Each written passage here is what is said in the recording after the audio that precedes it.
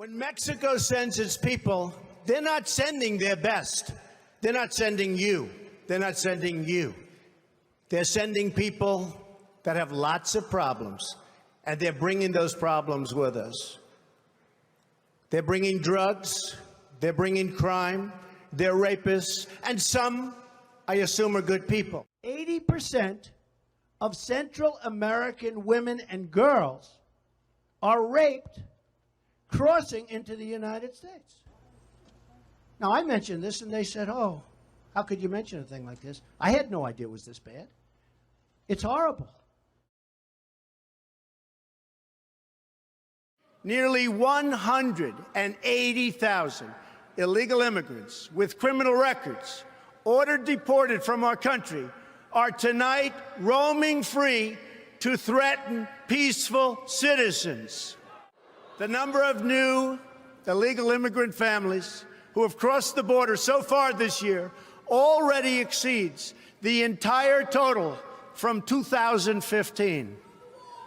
They are being released by the tens of thousands into our communities with no regard for the impact on public safety or resources. If you care about this country and the next generation's futures, you may begin hoping and praying, if you haven't already, that Donald Trump gets the opportunity to build the wall that he promised. You can imagine what those countries put into the system. They're not putting their good ones. And remember my opening remarks at Trump Tower when I opened. Everybody said, oh, he was so tough. And I used the word rape. And yesterday it came out where this journey coming up, women are raped at levels that nobody's ever seen before. They don't want to mention that.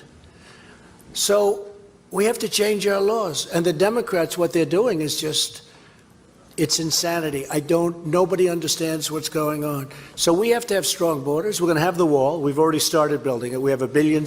We've started building it and fixing miles and miles of wall that's already up and fenced. Here's an area where the Trump agenda is indeed working, it seems like it.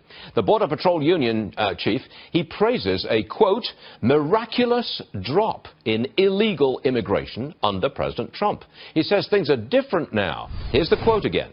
There's a vibe, there's an energy in the Border Patrol that's never been there before in 20 years that I've been in the patrol. And here's the man who said it, National Border Patrol Council President Brandon Judd. Brandon, welcome back. It's great to see you again. It's good to see you, too. Thank you. So we don't need a wall, do we? We do need a wall. An ounce of prevention is better than a pound of cure. But you know, I mean, people are going to, the left will probably seize on your statement because, I mean, you're right, there has been a dramatic decline in the number of people apprehended at the border, which means a whole lot fewer people are coming across the border. The left will pick up on that and say, see, you don't need a wall, and we certainly don't need to pay for it with taxpayer money. You know that's what they're going to say, and they might win. The left has already picked up on that, and they are saying that. Unfortunately, they're incorrect. You have to look to the future. We have to be prepared for what's going to come. And if you look at how we're going to pay for it, I mean, all we have to do is look at senators like Ted Cruz and the ideas that he's come up with that are frankly ingenious. Can it spell it out for us again? What is the decline in the arrests at the border? How big is that decline? Oh, it's over 50%. No president in modern history has overseen such a drop in border security. And so when you look at this and we look at these approval ratings of President Trump, we have to ask, what questions are you asking? Because if you ask how he's doing on one of his major platforms, which was illegal immigration, he's doing fantastic. And so we need to get out there and we need to start talking about the things that he is in fact doing right, and illegal immigration is one of them. He actually hasn't done all that much. He's just kind of threatened. We are going home. That's what he said.